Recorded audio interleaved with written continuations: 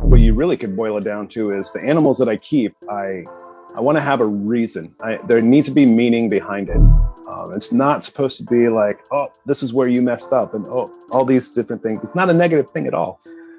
But there are 5 basic categories that you really kind of want to hit on, and it's health, nutrition, environment, behavior, and everyone's favorite, mental state. Welcome to episode number 84 of the Animals at Home podcast. My name is Dylan Perrin. As always, thank you so much for tuning in today. If you're looking for more information on the podcast, make sure you head to animalsathomenetwork.com. And if you are interested in joining the Patreon, just search Animals at Home on patreon.com and you will find us there. Thank you very much to customreptilehabitats.com for sponsoring this episode of the podcast. You can find affiliate links in both the show notes on animalsathomenetwork.com and the YouTube description.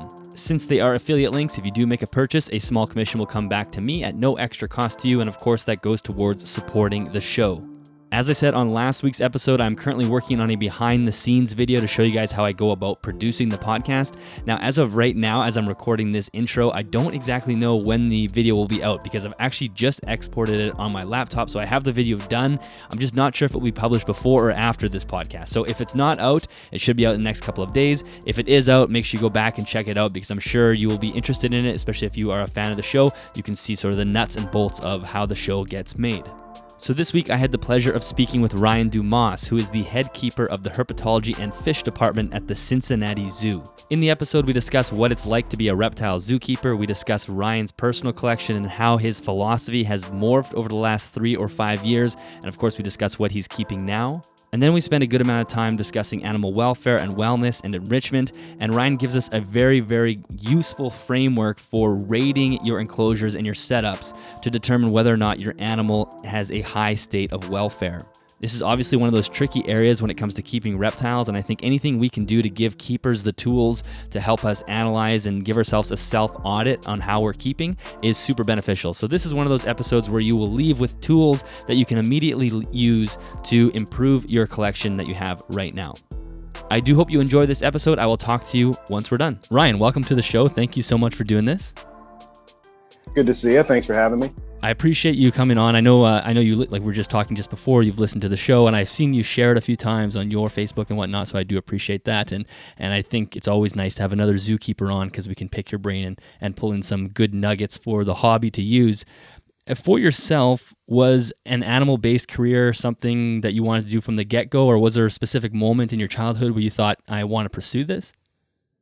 No, strangely enough, I think a lot of people who are zookeepers, like I knew I wanted to be a zookeeper from like the moment I had consciousness, and I just didn't. I didn't know what I was going to do. I mean, I definitely had my time catching frogs and snakes growing up, but it wasn't. I never associated with something I wanted to do. And honestly, I mean, I graduated high school. I went to college because that's what you're supposed to do. I didn't know what I wanted to do, so originally my first majors were like economics and finance because I thought to myself, if I don't know what I want to do, I should probably focus on something that makes money. And if all else fails. But honestly, it was for whatever reason, I was watching the movie Road Trip.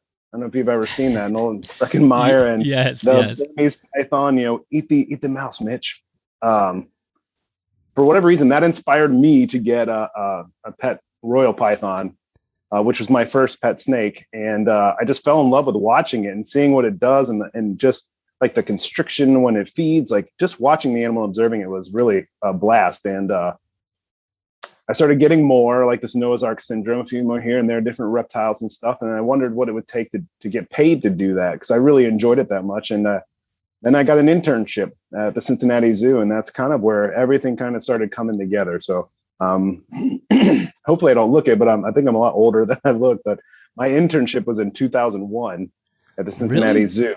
Yeah. So that was after high school, or? Yeah. I graduated in the year 2000. Okay. So I'm not a spring chicken, but I don't think I'm an old chicken. I'm still laying eggs. If that's that's how you're gonna age your chicken. But throughout that time, I then did some volunteer work and I got some paid internships at the Newport Aquarium, which is right across the street from Cincinnati. I'm from Cincinnati, and it's kind of nestled in the tri-state area where Indiana, Kentucky, and Ohio all meet right there. So I can go to either place pretty quickly. But yeah, I took some years off in college while I was figuring things out, but I graduated in 2007 and immediately got a job at the National Aquarium in Washington, D.C. And I've been working in zoological facilities since then. But yeah, it was a late bloomer. It wasn't until I did it. And you definitely don't get into this for the money, which is like hilarious, because I was going for the money at first. And then I was like, oh, I guess I should be happy with my job. Yeah. But I couldn't be happier. It's the best career choice I could have made. Excuse me. I enjoy every part of it. And I look forward to just continuing to try to improve myself, because I definitely make my fair share of mistakes and whatnot. But well, it's really interesting because, like you said, typically that answer is, oh, it was an innate response when I started. It's my first memories. I wanted to become, a animal-centered career. So it's interesting to hear that didn't come until after watching Road Trip, which I do remember that movie when I think I was in grade 6 or something. That was the hit. Yeah. So and then. Did you go for a degree in biological science or zoological science or something? Yep. So you can go ahead. I went to Northern Kentucky University, who had just at the time had invested heavily in their science programs and had a brand new biological sciences building. And man, I can't say enough great things about that university. But I ended up graduating with my BS in biological sciences and a minor in physics. Interesting. Yeah, it's that's definitely sort of a late bloomer story. And then, so as far as reptiles go, as you were saying, as when you were a kid, you're catching snakes and frogs, kind of like we all did. But it wasn't until you started growing your own personal collection that really sent you down that path. So now you have this reptile collection, and you're thinking, okay, I want to pursue a career with working with animals. Was that definitely going to be reptile related, or were you more open to any animal at that point? I mean, I needed to be reptile related and I could work with other stuff. So because I had a paid internship and was a part-time biologist at the Newport Aquarium, I had a lot of experience with fish and aquatic systems as well, which I really enjoy working with too. And I was hoping that experience would actually help open doors depending on where I wanted to go, so that I could at least get in the door somewhere. And I could, there's always aquatic turtles, that a lot of facilities have. But if I wasn't working with reptiles, I probably wouldn't be working in the zoo field. I think I love animals. I love working at a zoo where I can go see a black rhino or a red panda walking to and from places, but I wouldn't want to take care of any of those animals. It's just not my cup of tea. So I don't know what I'd do if I wasn't working in a zoo, but it definitely wouldn't be working there if I didn't have reptiles on my plate. Well, I'm glad you don't have to even ask yourself that question. You have the role that you want. So maybe we could talk a little bit about what you do. So you work at the Cincinnati Zoo, and maybe you could just chat about sort of your day-to-day on a broad scope. Yeah, so I've been in Cincinnati Zoo a little over 3.5 years. Before that, I went through a number of places. National Aquarium in DC. I was at the Bronx Zoo for 2 years. Then I worked at a couple of aquariums, Mystic and Maritime Aquarium. Then I came back to Kentucky. I worked at the Newport Aquarium for 3 years as a full-time biologist. And then I ended up here, I love this place. I say it jokingly, but almost morbidly jokingly, like, I hope I die here. I hope I die while I have this job. I love the place. I love what it stands for. I love what we're looking for in the future. And it just feels right to be here. And I'm really excited. But I came in as a zookeeper, and about a year and a half ago, I was promoted to head keeper of the department, which kind of means I'm responsible for the day-to-day operations and helping communicate and facilitate things to happen, as well as a bunch of other things, while also at the same time still being a zookeeper. So being a zookeeper, part of it is monotonous routine. A lot of time, so when I come in the morning, I usually see who else is there and make sure they know I'm there.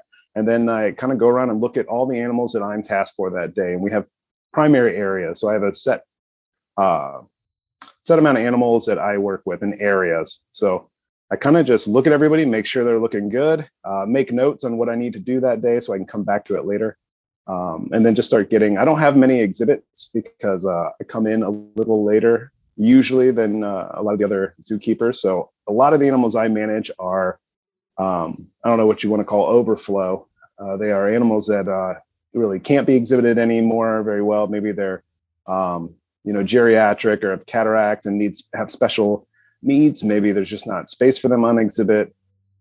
And that was designed because I did come in late, so it's hard to get exhibits ready when you only have a little bit of time. Then I manage our big crocodilians and big pythons as well, and a lot of the quarantine. So it's kind of a little bit every day. The nice thing about at least working in the reptile side of things is that there is a lot of diversity. There's a lot of different animals you get to work with, and that kind of keeps things fresh for me, keeps me on my toes, trying new things. But basically, yeah, the beginning of the day. So I'm going off track here, but when you first come in, you're kind of setting the stage for the day. There are certain things you definitely have to do, and it's vacuum the lobby, in the reptile house, wipe windows on the outside, which gets grosser now that COVID's here, and you're wiping it down and all right. And these kind of things, making observations and moving on, getting food ready and things like that. And that's a lot of the morning is that. And then the afternoon typically is where we set aside those unique projects or tasks that we have to get done that day. And maybe, diving in a tank, or maybe, doing some operant conditioning and training with one of the animals, or repairing a pond liner in one of the holding areas, and things like that. That's what it kind of is. So every day is the same, but every day is also very different. So it's nice in that regard. So as far as, you're saying that you want to be there forever, basically, and so which clearly means you really enjoy it. What about, because you're saying, some of it's mundane, it's, vacuuming or cleaning glass, and then obviously you get to interact with the animals. Is it just a whole package? Like when you're there, you don't really feel like you're working kind of thing? Or is there something specific that you draw towards? Yeah, that's a great point. I mean, that's one of those phrases that I've heard a lot in my life is if you enjoy going to work every day, if you love doing what you do, you never work a day in your life. Mm-hmm. And for the most part, that's true. But there are definitely days where it feels like work, just like any other job. And a lot of times you get carried away, you take things for granted. So I'll be cleaning a Galapagos tortoise holding, and then it just occurs to me, I'm cleaning a Galapagos tortoise holding. Like, how many people can at 5 days a week, if they want to, just go down there and interact with ours are young, so 150-pound tortoise, and it's easy to take that stuff for granted, but I try not to. Yeah, but yeah, I love every aspect of it. I truly do enjoy it, and there's so much room for growth for me, for everybody. It's a cool place to be. So what are some of the favorite species? Like you kind of mentioned some tortoises and some larger snakes, and is there any favorite species that you love to visit every day or love to care for? That's a very common question, right? For almost anybody who's into animals, like, what's your favorite? And honestly, I have a hard time picking a favorite. I am drawn to turtles and tortoises more than anything over the years, just because there's so much work we can do and make a larger impact with that. Same with the amphibians. But one species I really like to work with are the Pascagoula Map Turtles, and I'm a candidate program leader for that species, which means I'm kind of championing creating a stud book or a species survival program to get these guys going. And that's a species that was identified as a species at risk, and actually the zoo supported me, and I worked with Mississippi Fish and Wildlife and Dr. Will Selman to acquire an assurance population from the wild. So these are animals that I went out on a boat and actually captured in 2018, and I'm slowly raising them, collecting growth data and things, and working with them. But they're, American turtles and North American turtles in general are just really undervalued sometimes. And I really enjoy working with this species. I think for so many of us, we see a zoo as an opportunity to go look at animals, which really is a main part of the zoo. But behind the scenes, like you're already mentioning, creating stud books and creating some assurance colonies and things. What are some other things behind the scenes that maybe people aren't aware of that the zoos are doing? Because I assume that's a huge part of what you enjoy too, because you can look into the future and know that it's going to be, there's going to be a different project or a different captive species program somewhere down the line. Yeah, I mean, and it's different for different zoos. Some zoos are way ahead of the pack. Some zoos are a little firm. Zoos they have some targets that they're working towards. And that's kind of where we're at. Where I have a group of people who are excellent at what they do and are committed to getting involved in these projects. And we don't have too much of those projects right now. And that's what we're kind of building, which is also really exciting because we have an opportunity to kind of build this from the ground floor. So just things like, XC2 with the map turtles, we have, the Cincinnati Zoo. We're the greenest zoo in the country. We're working towards becoming net zero in the mid 2020s. And we have a 700-acre farm wetland that we're restoring, within a half an hour drive of the zoo. And out there, we're doing frog watch programs and recording what we see. We're doing herp surveys and kind of documenting what's out there and collecting that kind of data, because a lot of times when you're in a zoo, you think of exotic and whatever else you're doing. And, this species from Thailand needs help. And that's true. And they do.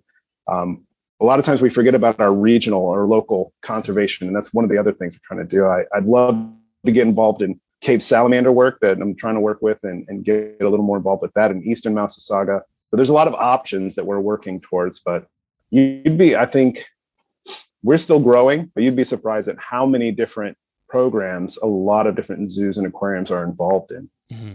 Yeah, they have a sort of a very essential service behind the scenes. And it's funny when you're talking about, people don't appreciate what they have. And I always find that even in the reptile trade as well. It's like, if something is that you could, go to your backyard and see it outside, for whatever reason, it loses some fascination. Like, it's just cooler if it's on the other side of the world. And, so that's kind of always an issue, right? We always want something that's different than what you could have, even though if we lived on the other side of the world, we'd be looking at North American species and going, I wish we could have it. And so clearly there's nothing there besides just wanting something that's slightly more rare, which is unfortunate, right? When you guys have an opportunity to work on building up local species, it would be great if it would be easier to build excitement around them. Well, I agree, but the grass is always greener, in a lot of ways, and I can't fault people for that. If you grew up with garter snakes in your yard, I mean, you get used to seeing garter snakes. You still appreciate them, but then when you see like a Dion's rat snake, you're like, well, that's pretty cool looking too, and you kind of want to work with that. But the problem is there's just so many. There's just so many, and I think it gets overwhelming even for zoos. Like, you just can't save everything. You can't work with everything. And, and to go on a little bit of a depressing note, I guess, conservation is a very, very depressing field because there's very few wins. A lot of people don't realize that. A lot of zookeepers suffer from what they call compassion fatigue, just because, shoot, man, you have to celebrate those small victories in order to sometimes move forward and keep things progressing. Yeah. Yeah, it's definitely a lot easier on paper than when you actually start getting to the nuts and bolts. So as far as, you get to care for all these animals at work and you have access to, a higher grade facility than a private keeper would have it kind of in their home. Is there anything that you take as far as, skills and things that you've learned at the zoo for caring for those animals that you bring home? Besides I want to talk more about the animal welfare and the animal assessing later, so you can kind of skip over that part. But is there anything else that you can grab from or that, you could tell keepers that they could start doing at home that would make them more successful? I think just having some resources available. I mean, and being able to bounce ideas off, because even in the zoological world, there's old school and new school. Sometimes they're totally separated. Sometimes there's a wonderful mix of sharing ideas. But what I really like about the zoo, and I know it sounds crazy, is most times we have the resources to implement some of these before, and I can test them at work before I make a financial commitment to my animals at home. It's kind of, it's helpful in that regard. So I don't waste money on things, because the resources of the zoo are a little stronger than mine. But, it's tough. It's a tough balance, because, at the zoo, you're not just required to meet all those animals' needs. You also want to make it look good, because you want the visitor to come in and totally kind of engage into that exhibit. And that makes things a lot tougher. And overall, I think there are a lot of instances in where that can make you a more in tune keeper to be able to provide those things. There's a lot more electric there to use. I'm limited here. So it's hard to put my finger on any one thing, but I think there's a lot we can all learn from each other. I think that saying that what can we learn from a zoo, it goes the other way as well. As there's a lot that zoos can learn from the private hobby and NGOs or nonprofit organizations as well. It's just we need to be sharing all that information together in order to kind of make those progressive steps. Yeah, I totally agree. I think the more bridges we can have between, because the hobbyists do tinker and they learn a lot at a kind of a faster rate as well, because they don't have red tape to go through.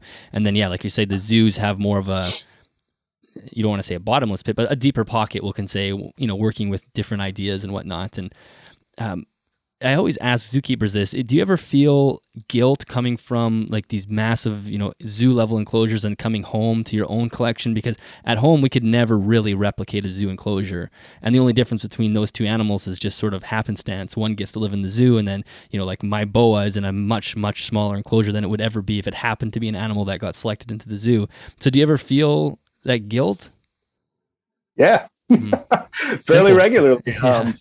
And sometimes it's not just having those resources, you know, it's just working with different animals. I mean, I've always been fascinated with turtles and tortoises, but I never kept any here because they just needed, at least not till a few years ago, because they just need more room. And, you know, my keeping philosophies have changed drastically throughout the last 3 to 5 years and continue to, because, you know, things change, new information comes available.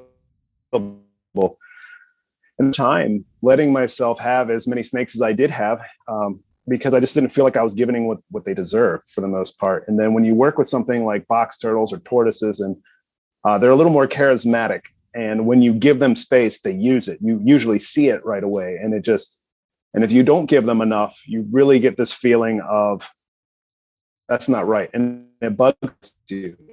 It eats at you. There are things that I need to change in my room now that I think about regularly, like, but I don't have the funds to do that yet. It's a slow process. So yeah, I mean, and ultimately that has influenced that kind of feeling in combination with enrichment and welfare and just kind of stepping up our game has made me kind of refocus my collection. And, you know, my collection of animals is slowly dwindling, and I'm reducing those as I go, and kind of bring in bigger caging or enclosures or habitats, whatever you want to call them, to give each animal a little more space, and make me feel better, make the animal feel better, give me a better opportunity to provide something mentally stimulating.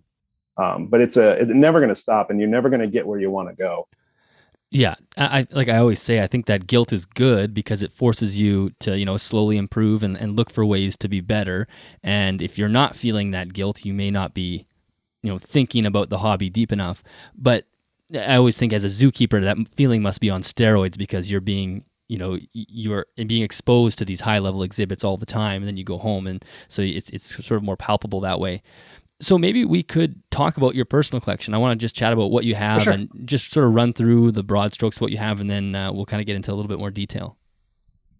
Yeah, I mean, I can go through a little bit. My first love for keeping at home was carpet pythons, which are behind me.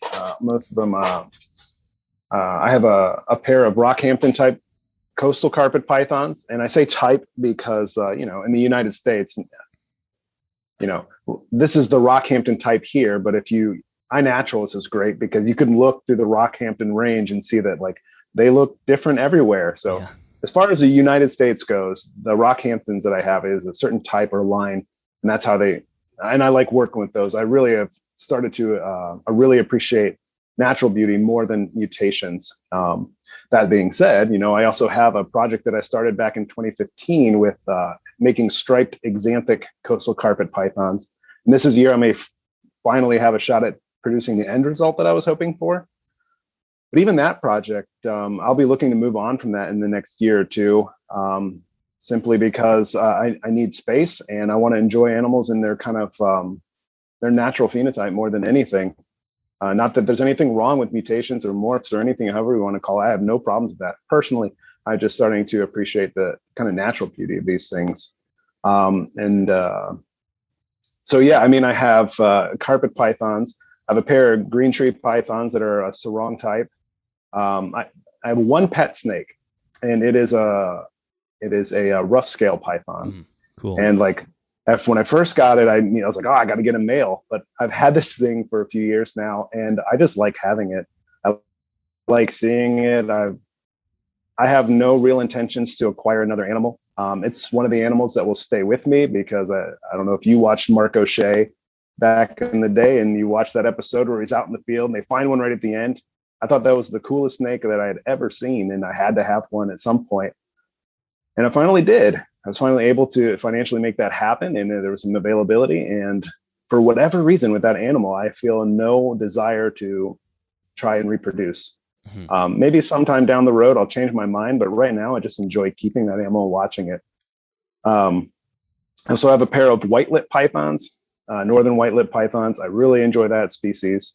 We'll see where it goes. I'm just raising those up still. And then I have some Malagasy leaf nose snakes, which I really, really enjoy. Langaha madagascariensis, which hopefully at some point I'll at least see some kind of breeding in them. But again, that's not a focus. It's just if it happens, it would be really cool. If not, that is an incredibly interesting species to keep and watch. How long do they get? As far as I can tell, I have 3 animals. They all, I would say, are adults. And snout to vent, they're probably about 24 inches, 30 inches. But their tail is fairly significant. Their tail is probably, in the 12 to 16 inch range as well. They're a lengthy animal, but they're no bigger than my pinky finger.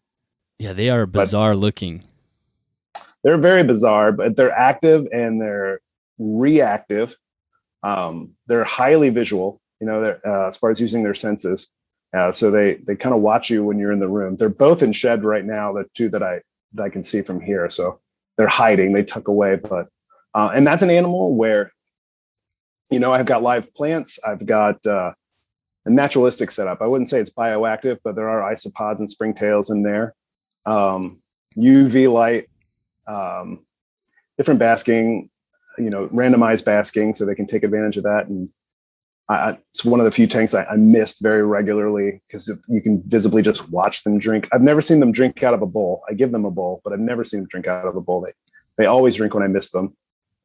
It's just a really intriguing species to have, which really, the reason I wanted those, well, one is I was introduced to that species when I worked at the Bronx Zoo, but that and the northern white-lipped pythons are species that I really like. And it was, when I acquired them, one of the thoughts I had was, these are species that are commonly imported in large numbers, are very infrequently reproduced. And it's something that, at least in the private hobby, there's not a strong mechanism for preservation. Not that I'm going to breed them and be successful with them, but that's a species that has some meaning to why I actually acquired them. And if I'm able to grow these up and potentially produce some things, I think that would be good for the hobby. Well, that's the direction I would love to see the hobby go towards, where you see people who are bringing in different species and then really working with a fairly narrow focus, and then working on reproducing maybe just a couple species. The ones that are especially being wild caught at large numbers and being brought in, like, can we offset that in any way? And I think there are so many people who are involved in the hobby who love to breed, but then only breed ball pythons and corn snakes. And I think if we just introduce different species, you have all these very talented breeders that maybe they could be working with different species and helping sort of that, invisible Noah's Ark type scenario, rather than the potential of oversaturating the market with a very common species.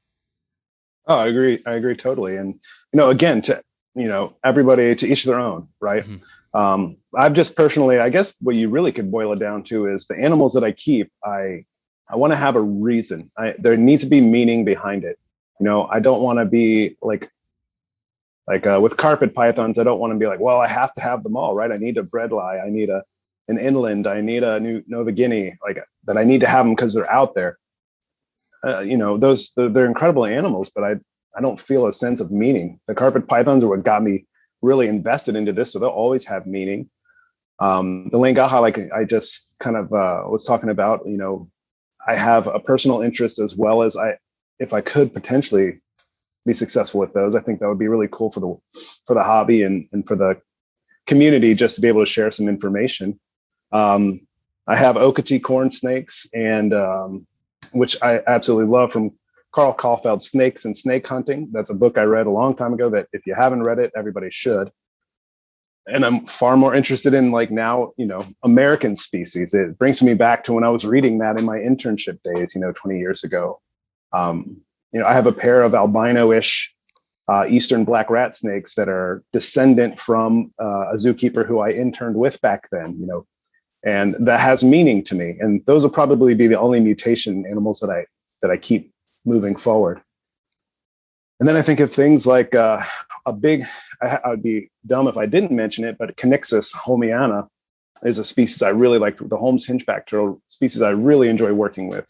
I was at a Turtle Survival Alliance conference in 2018, and I read a poster about how this animal is just declining. I mean, these are a species, again, imported in large numbers, never really reproduced. It's going to take one small change and we just won't see them anymore. At least in under human care. They could be doing well out there, who knows? But that really resonated with me. I'm like, well, is anyone even doing anything with these? And the AZA does have a sub book and an SSP, and they're working with that animal. But I got in contact with Jeremy Thompson he's with the Conyxus Cooperative and part of the Conyxus working group.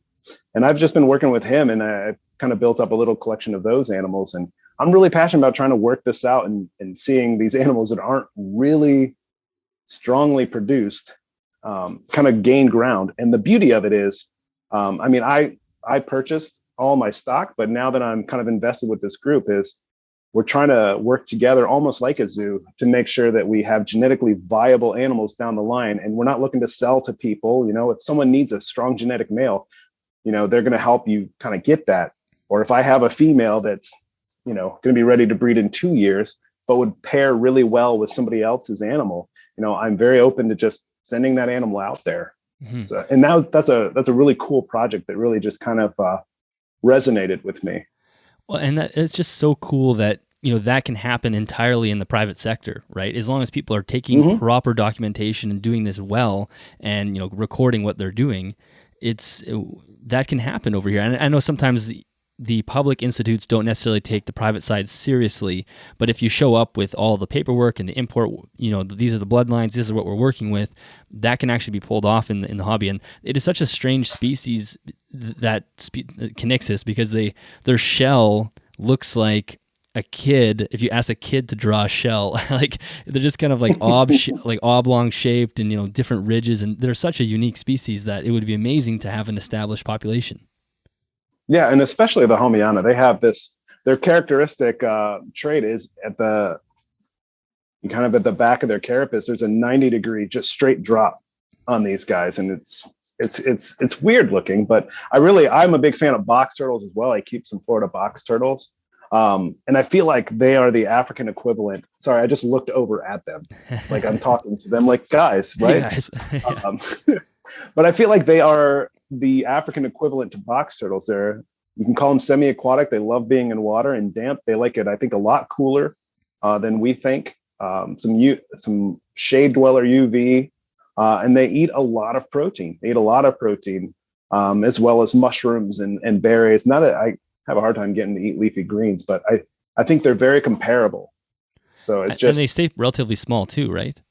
Yeah, I mean, a very, very large female is going to be maybe 2 kilograms is the largest I've seen. But all of mine, I've had some lay eggs. Some were infertile. I wasn't expecting them to be ready to lay this year, but there they are. But they're between 700 and 1,000 grams. Mm-hmm. Very, very small, maybe 7 to 8 inch carapace length. And, what a perfect species for the hobby compared to something like a slider where people put in their fish tank and then it gets 2 feet long and they throw it out into the pond. And, these are animals that are out there that we could be using that we're just not. Oh, yeah. I mean, and you could say we'll always be able to say that. There's just so many species of reptiles and amphibians out there. I mean, there's always going to be something that's kind of getting the short end of the stick. Mm-hmm. So you're just kind of laying out your philosophy that's been slowly changing over the last maybe like five years or so. Was there anything specific that sent you down that path, or was it just, working at the zoo, or what sent you down the path to start focusing more on things that mattered to you personally? In 2019, the AZA added this component to its accreditation standard, Animal Welfare and Wellness 1.5.0. And it basically wrote out a whole thing about, we need to increase our welfare, but you can't just say you're doing it. How is that measurable? Are you evaluating it? And it kind of led to kind of a big push throughout the zoos. And usually when that happens, it starts in the mammals and kind of works its way down. They were probably way ahead of it anyways, like, primate people and stuff. But it worked itself down, and it just resonated with me. And then I started having more conversations with peers in the zoological field, and it was starting to make a lot of sense. And then I'm going down this path, and then you see advancing herpetological husbandry and groups like that, where now I'm seeing the private hobby go into it, and it's all the support you need to really go down that rabbit hole.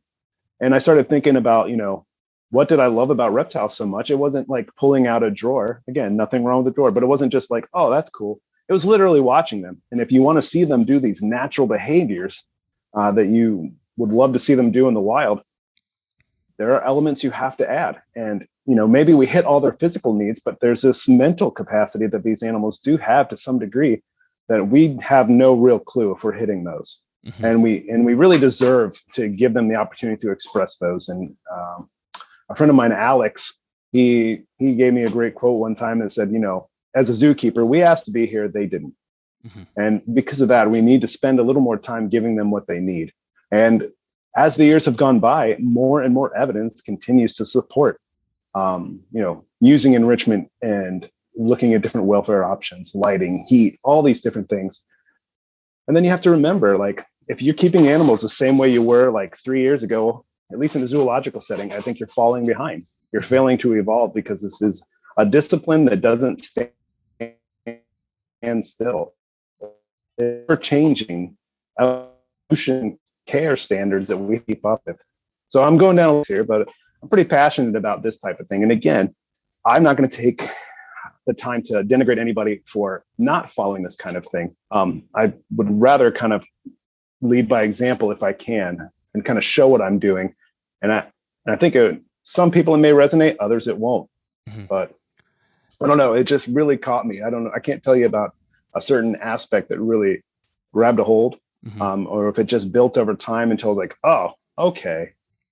Yeah, well, that makes sense. And yeah, it is really about leading by example and not about slamming people and their care, but just showing.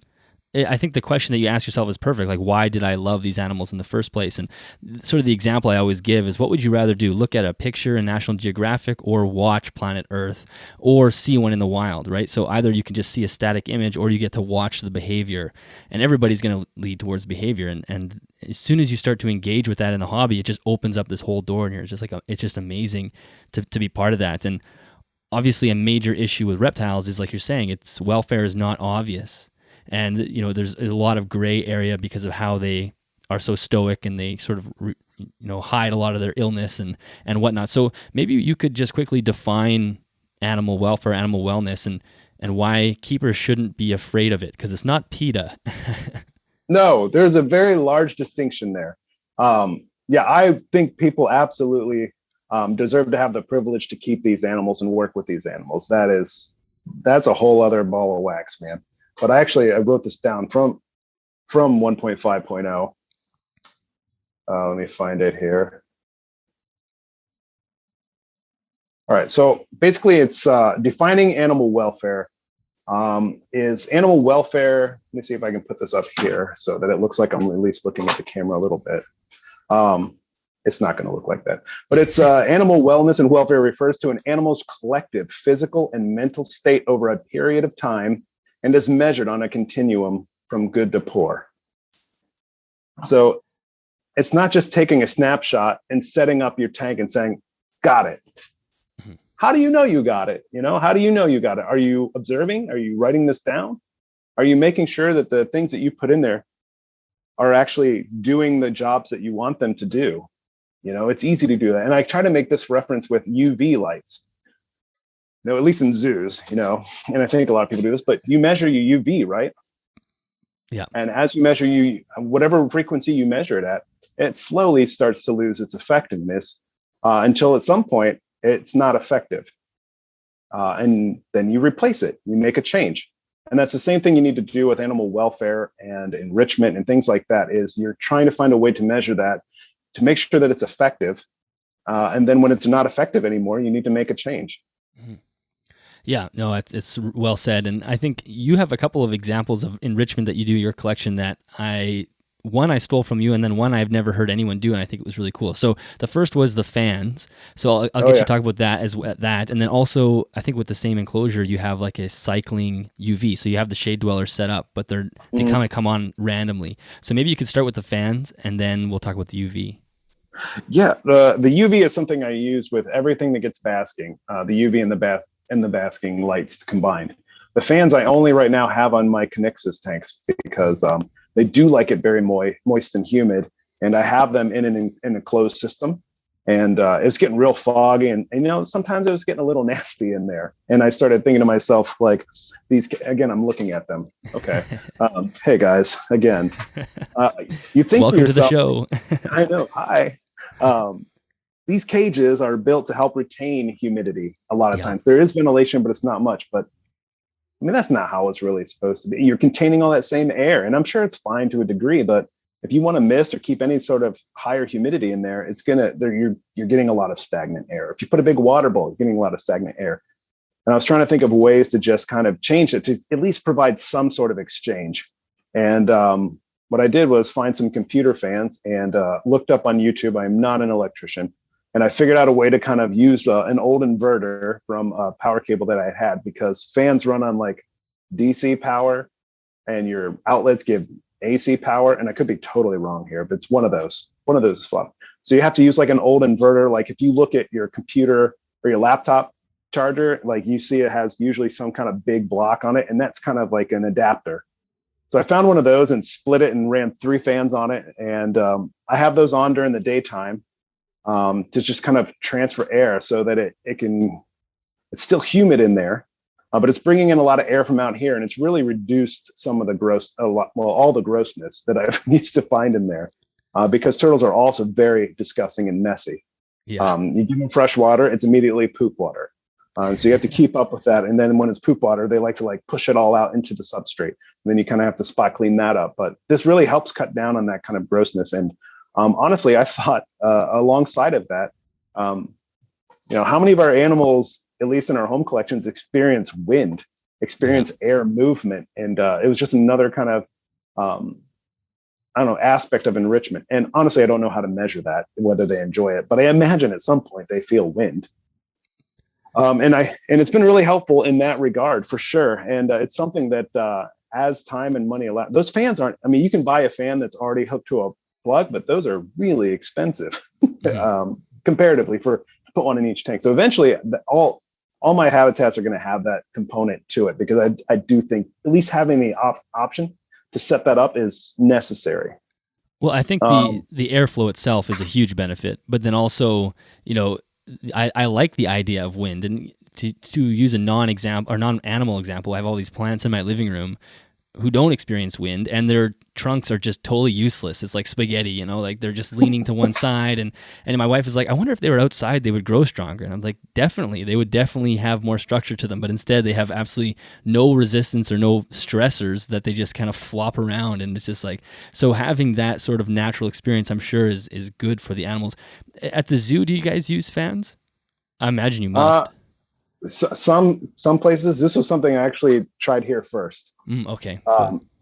We have a Lake Titicaca water frog exhibit, and it gets a lot of condensation. So I actually was experimenting with fans to kind of like draw air over the top of the glass to try to get rid of the condensation, which only minimally worked.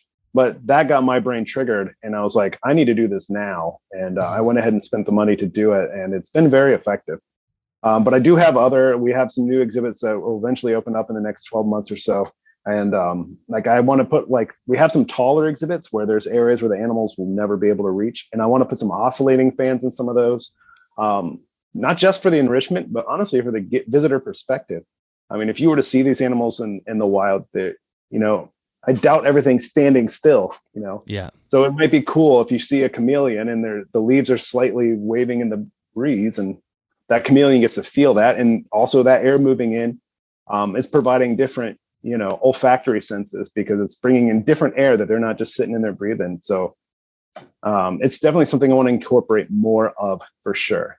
And we use fans on a whole bunch of different animals as well. I'm referring to just the reptile or the herpetology department. Like A lot of different hoof stock and mammals and penguins and stuff have fans that are doing that kind of stuff for one reason or another. Mm. And what about, as far as, I want to just take us on a slightly different tangent before we hit the UV, as far as maintaining humidity in large enclosures at the zoo, what do you guys do? Is it just because there's lots of soil and plants and whatnot, or how do you maintain humidity in a massive enclosure? Man, sometimes you just can't. I'll be quite honest with you. Sometimes you're just not going to hit that parameter. In Cincinnati, our winters they may not be frigid, but they get cold. And with a lot of forced air heat, I mean, it's sucking the humidity right out. So, I mean, we do a lot of misting. We provide a lot of humid hides. A lot of times we'll just hose the backup area, just get water on the ground and kind of help that way. Cover the tops of tanks. But, it's tough. A lot of times you're retrofitting. The Cincinnati Zoo building in particular, it's the oldest zoo building in the country, our reptile house. It was built in 1875 as a monkey house, and it housed primates until about 1951, 1952. So we're already behind the eight ball retrofitting primate exhibits into these, or reptile exhibits into these original primate holdings. So we're kind of behind the eight ball there already, but you just got to keep on top of it and kind of, if it's in a situation where we think the animal's health is, going to be compromised, obviously that animal's moved to a different space where it'll thrive until we can either rectify the situation or try something else in that particular exhibit. But yeah, I mean, zoos, you might want to think zoos hit all their targets all the time, but we certainly don't. Yeah, it's kind of relieving to know sometimes when you're a keeper struggling with something like that professionals struggle with that as well. So maybe you could talk about the random UV. Yeah, this was another idea I had. Like when animals are outside, the sun's not always out, and as well as in a confined space, say you have like a 4x2 space and you've got a heating element in one area or UV and heat, then, that heats that place up. And essentially once an animal gets to its preferred body temperature, now that space is off use the rest of the day because it's just too hot. They can't even use it. So you've just cut down on square footage for that animal too. So because I have a timed circuit in here, I get an old analog, the push button timer. The outlet timer. And I just plug some lights into a surge protector. Yep. So I just get the analog timer, plug it into that light circuit. So it'll change throughout the day. And I make sure that if I want this animal to have 4 hours of UV, I make sure that within however long I have the light fixture on, that it'll have at least 4 hours there. And what it does is I see a lot of movement, keeps the animals moving back and forth. And I make sure I don't overexpose them to that kind of thing. Mm-hmm. Yeah, it's just a way. I'm sorry, go ahead. Well, I was just going to say that's one area where I think people could play around and extend the length of their UVB bulbs by just not having them on from 8 a.m. to 8 p.m. Just putting them on at a depending on the species. If it's a species that's fairly northern species that doesn't have a lot of strong UV, you could easily do that and force the animal to go bask when the sun is out, in quotes, and then save the bulb by not having it on all day. Yeah, and I think it also affords you the opportunity to use stronger basking. I think that we underestimate how warm many animals try to get in order to get their body temperature up. You might use a 50-watt bulb, and I'm just randomly saying wattage here, a 50-watt bulb for an animal basking for 6 hours, straight hours a day.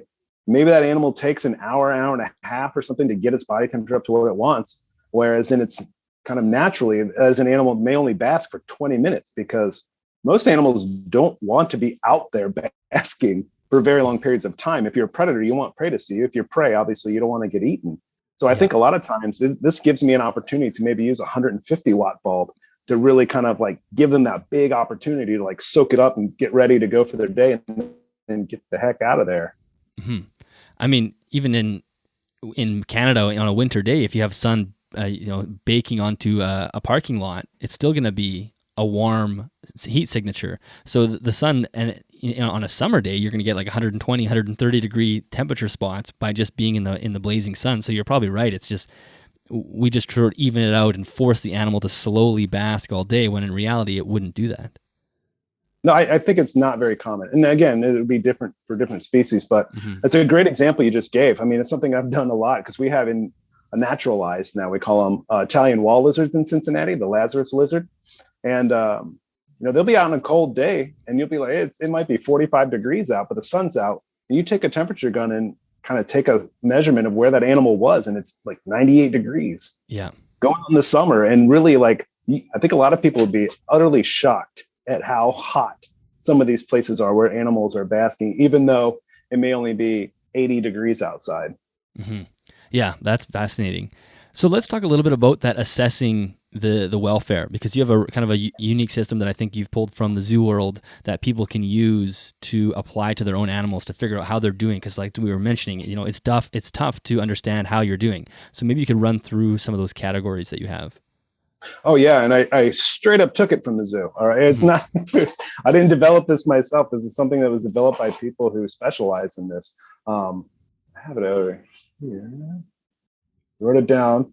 Make sure I'd have it for you. But as far as doing a wellness check or a welfare assessment, making sure that needs are being met, and not just that. So, and when you do an assessment like this, it's not really so you can say, prove everything's right or whatnot. It's really just identify, and it's not to say like, oh, you're screwing up here.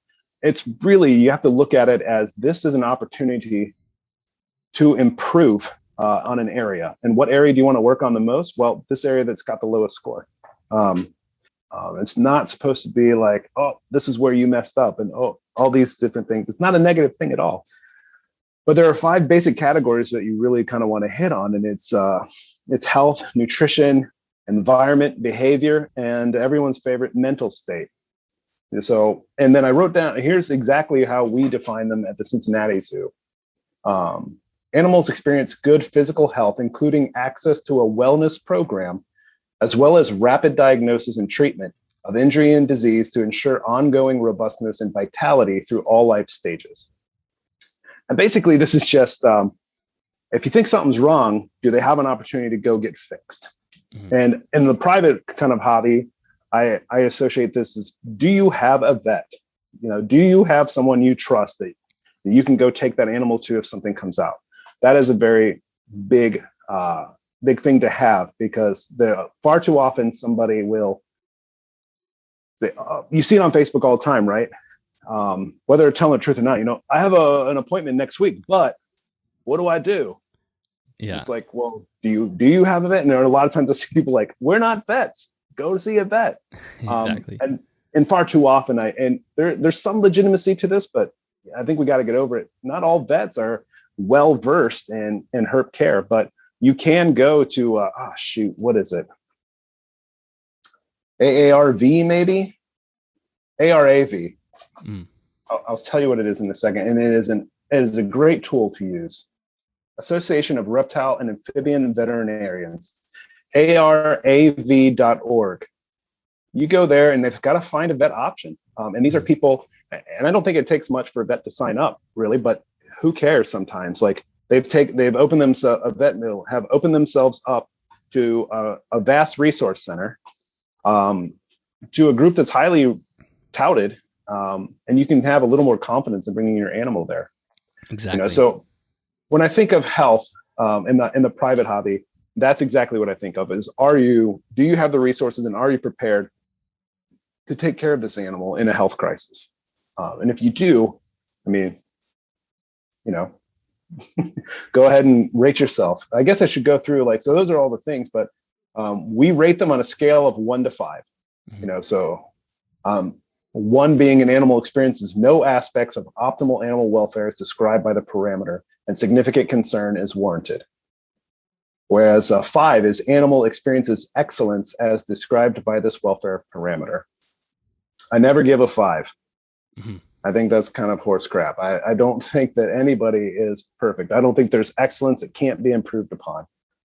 So especially when maybe a 4 is animal experiences all aspects of animal welfare as described by parameters. Yeah.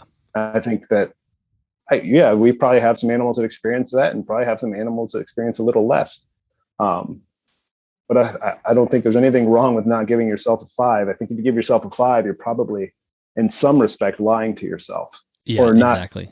Or not doing the work to really identify where you may be missing. Perfect score again. Constantly giving yourself a pat on the back. Yeah. So weird. Yeah. 5 in nutrition, 5 in environment. Then there's nutrition, which is unbelievably underutilized in the hobby. I'm not saying animals are sick because they're getting fed the wrong diet and whatnot, but I have a battle inside with like king cobras at work. This is an animal who's like 99% of its diet is other snakes and occasional lizards. And we work really hard in zoos to convert, as well as other species in the private hobby, to convert them to rodents, because it would be way easier if you just eat rodents. Mm-hmm. Should we be doing that? Is this animal getting the proper nutrition it's actually evolved to get? Is this animal, are we changing the life of this animal, the longevity, because this is easier for us? Right. You know what I mean? So, but basically, are you giving this animal proper nutrition? Are you giving it what it needs to the best of your knowledge, to the best of your ability? So honestly, if you're feeding a snake rats, you're probably doing fine, with those types of things. I think most species have been proven that they're okay. Carpet pythons in particular are like mammal specialists. But I do think it's warranted if you see yourself, when you read that, at least you think to yourself, like, what am I feeding this animal? What would it eat? It's something that it naturally eats. And I think that adding things like quail and chicken and occasional fish, my carpet pythons have eaten frog legs a couple times as a novel kind of item. I think that only increases or adds to the welfare of this animal. I mean, it's a whole different experience of something. So environment, I think that's pretty self-explanatory. It's kind of what we've all talked about. Are you providing UV to your animal, then you're not going to get a 4 or 5. Mm-hmm. That doesn't mean it's bad. It just means that's an area you can improve upon. So behavior, animals are provided quality spaces and appropriate social groupings that encourage species appropriate behaviors at natural frequencies and of appropriate diversity while meeting social and developmental needs. Good Lord, that's a mouthful. But I mean, I think that's pretty self-explanatory too. Are you is this animal behaving the way it should be behaving according to literature, according to observations, according to what it should be doing? Like if you have a bearded dragon that sits in the water bowl all the time, I mean, you're probably getting a 1 there because it's not a normal behavior. Yeah. And then mental state, which I like to highlight this one too, because we don't know. We have our best guesses, but you don't know. It's easy to say like, yeah, snakes in a rack, like they're snakes. They don't really know, and they might not, but I have a feeling they can tell some differences. And if you want to keep a snake in a rack, I'm not going to get on you about it, but I keep snakes in racks still. Mm-hmm. I have, a couple adult snakes that I keep in racks, as well as some that I'm growing up, but I do have a goal to move them to larger habitats, but that doesn't mean I have to keep them on newspaper and a water bowl. I mean, they all have hides. They all have several types of substrate and different objects in there to at least try to promote something. Mm-hmm. But that's one I think you have to kind of let yourself think about.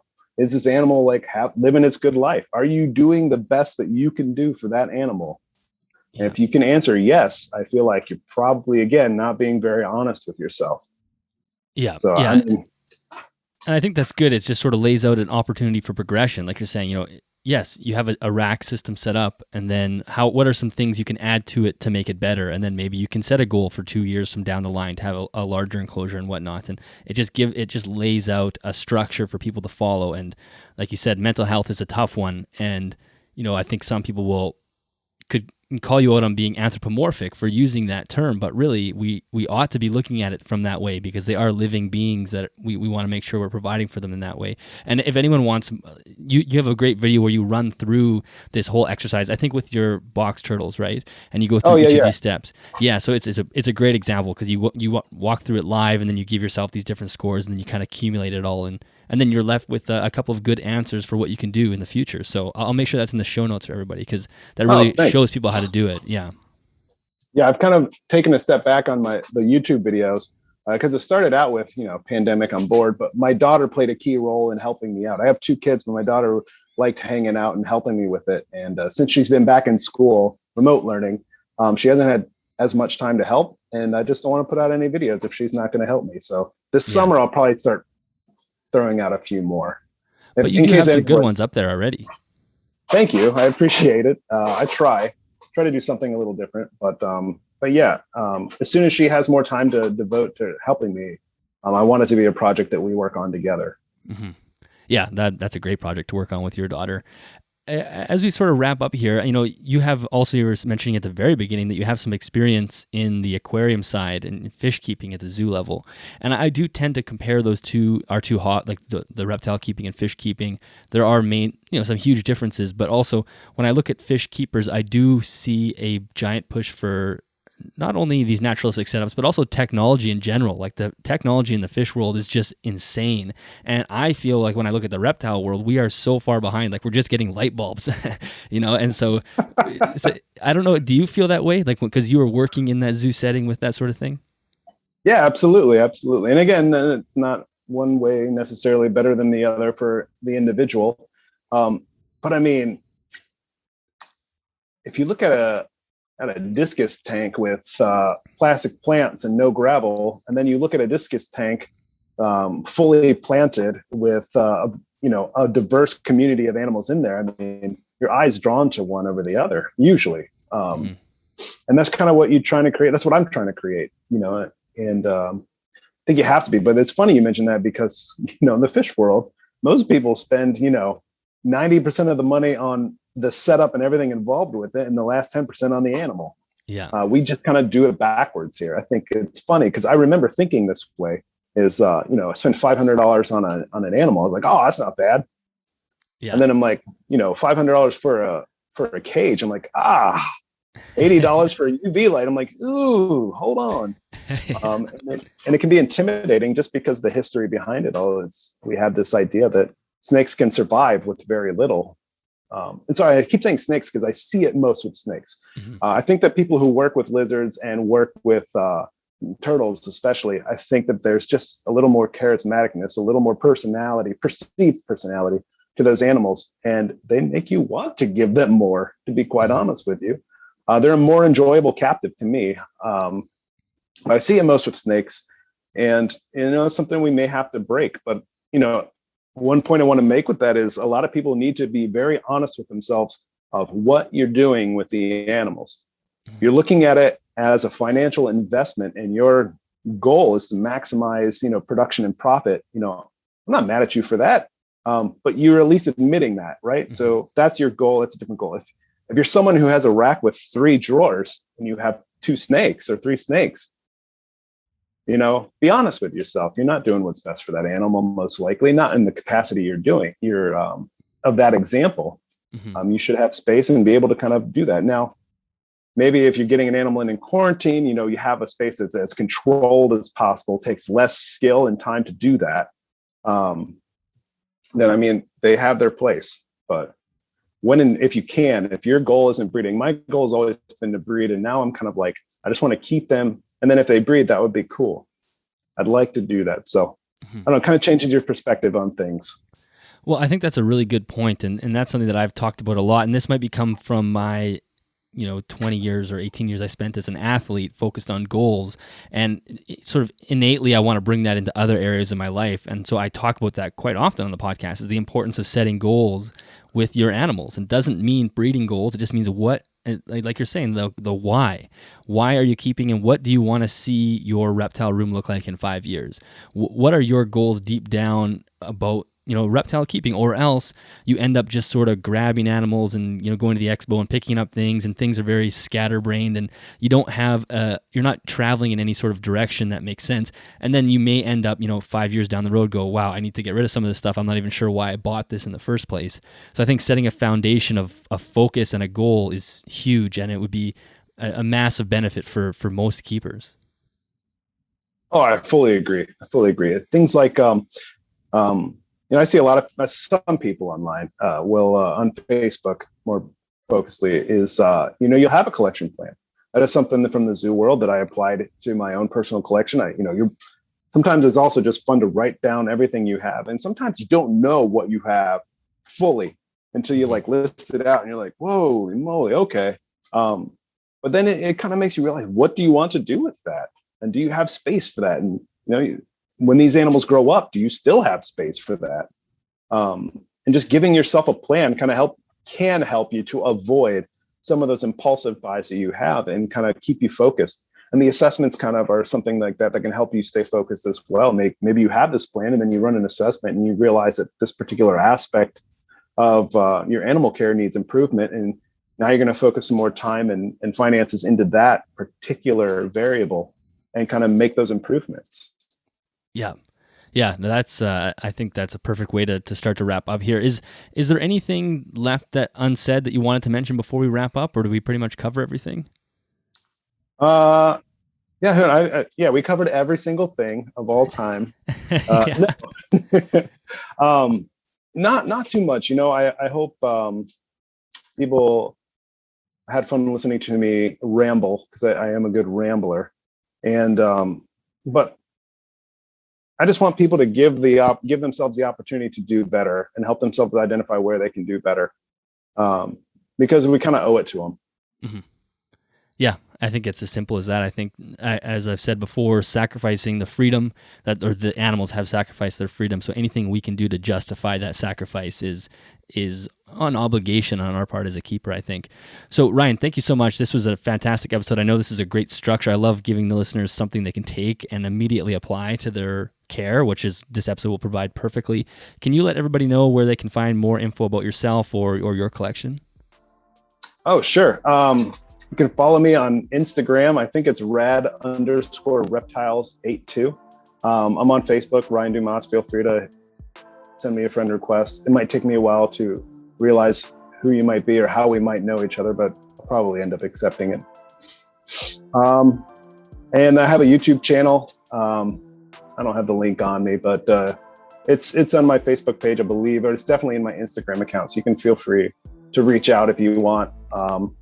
I'll always be happy to answer questions for anybody. If I don't have the answer, I'll be happy to share a resource to help you get that answer. Nothing much beyond that.